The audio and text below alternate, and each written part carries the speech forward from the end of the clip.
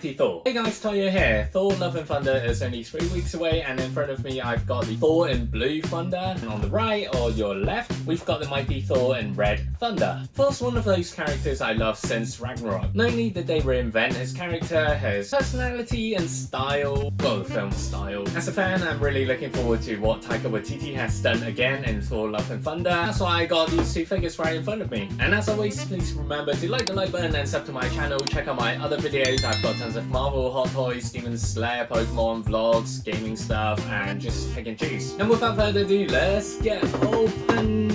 And here we've got Thor. We have again this very cool illustration on the right hand side with the snazzy new outfit colored with blue, gold and red of course, and we've got the Thor Love and Thunder logo right here. Similar to the Mighty Thor, the motif is the same in terms of packaging design. I love the lightning running through the box with the lighter blue around and also the darker navy blue at the back, and also some of these lightning effects get carried to this transparent piece here, and at the center we see Thor kind of normal face I'd say, and on the left we can see him with the lightning eyes, and also we've got the Stormbreaker here with the effect piece right there at the corner. And also, where's the helmet? Like, come on. On the right, we've got something very simple, S.H. Figuarts for Love and Thunder, and on back, we can see Thor in action, so this is where he's holding the Mjolnir with the lightning effect, and also this can be taken off as such on the left here. The interchangeable head right here on the left-hand corner. Outside of the box, nothing much. On the top, we've got the logo, name, again. The bottom, again, nothingness. You know the drill, it's cutter time.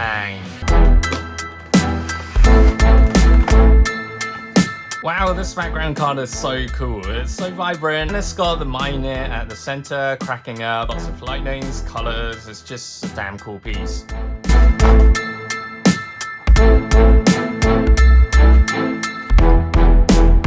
This looks like Chris Hemsworth so much. Especially with the brows and the beard, it just looks like Thor. I think they've improved on the eyes as well, not just the rest of the physique. For example, the nose, brows, mouth, the beard. You can vaguely see some of the wrinkles on his forehead with the mileage, and also somehow I think there are some bruise marks here and there. Not sure whether it's intentional, but they are consistent throughout. I think you should be able to see some of the glare on the eyes as well, which is pretty neat. New hair before, there's the braided bit here on the right hand side. With the rest of the hair, the usual scalp I'd say. Because at the back you've got the ponytail as well, of course. The rest of the longer hair that he has. Scalp is nice, it's always on point. There really isn't that much to complain here for the hair, scalp and the colouring. But one thing to note is that when I was pulling the plastic off just now, the face part literally can be like prodded out so easily. Like I can literally flick it out. Oop.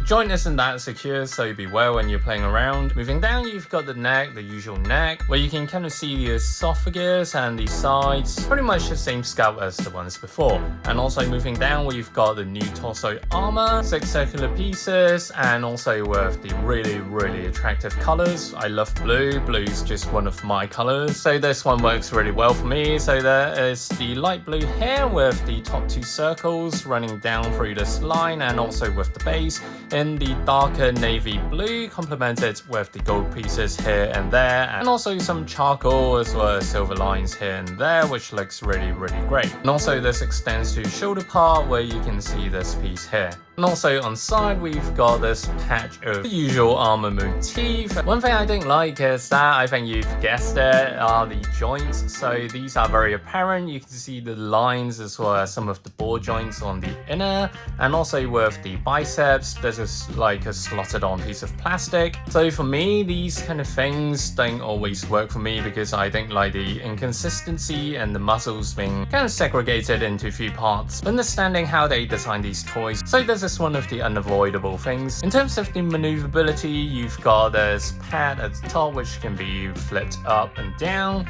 Also the shoulder joint, left and right here for the inner part, and also with the shoulder joint, if you push this high enough you can essentially twist it round.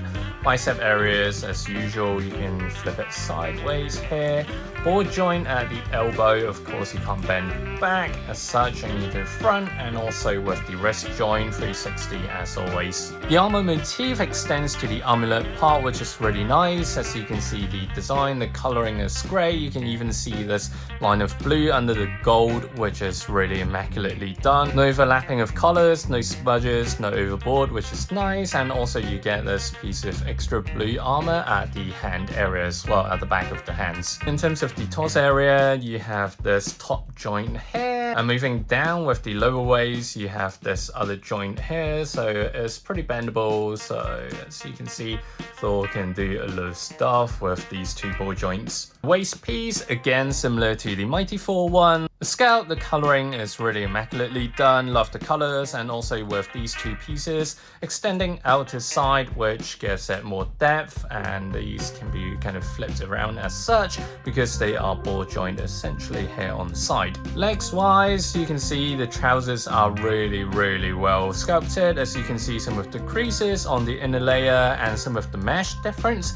So you've got this finer mesh in the inner layer of the leg area, and on the outer there is some crease as well, which is really nice, and also extending to the back of the legs as well, which I really like. And also this golden part of the armor extends down to the feet area, or should I say behind the shins. With the shins, there is this knee pad which is attached to the bottom of this part. Really crazy long boot that he has with the ankle joint, so you can twist it kind of up like this, not to the back. And also with the feet, you can kind of get it up a bit.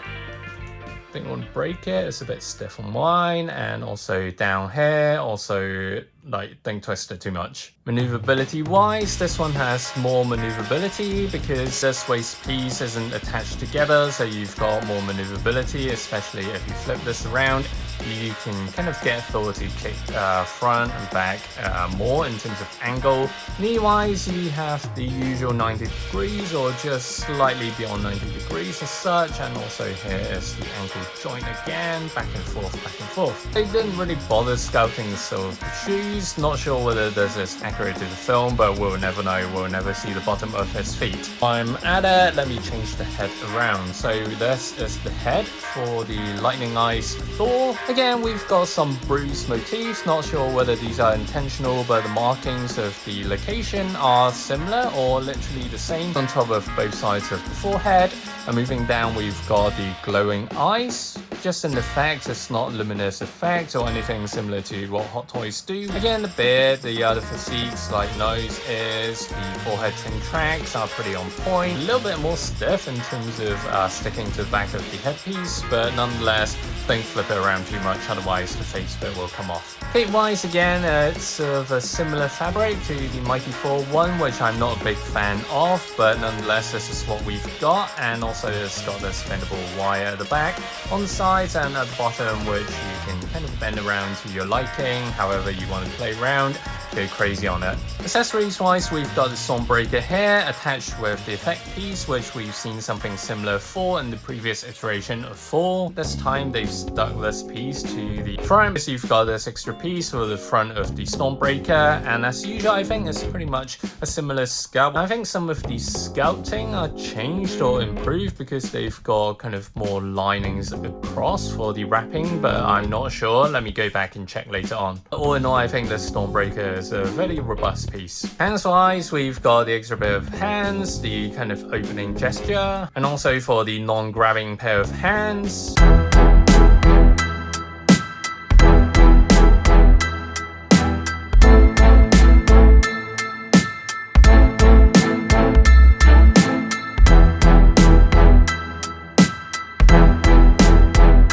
Right guys, so what do you think of this Thor figure? For me, just a few nitpicks. One, why does it not have the helmet? Is that crazy? Even the Marvel Legends version has it. Secondly, I think like the joints in terms of being apparent with the ball joints on the inner side, as well as the huge cracks here and there between the biceps and the shoulder piece. Unavoidable, but I wish they've got a way around it. Lastly, again, going back to Cape, I don't like the material that much. Other than that, I think it's a great figure. I don't know how on earth they can add so much colors to the armor in this one. It's just crazy. It's bloody fantastic. Also, if you get both of the figures, you can kind of interchange the weapons around, so just have fun. If you're limited to budget, I'd say go with the Mighty Thor because everything is more consistent, more pieces, more effect piece, and also this Pioneer is just crazy cool. Something we haven't had in the SHF series, so go ahead and get the Mighty Thor. If you can afford both, get both. I think these are two really great figures to have in your collection. What do you guys think? Comment down below and let me know, and as always, kindly like the like button and sub to my channel for more stuff like this. Check out my other videos including Marvel Hot Toys, Demon Slayer, Pokemon vlogs, gaming stuff, and I'll see you guys next time. Stay safe and bye now!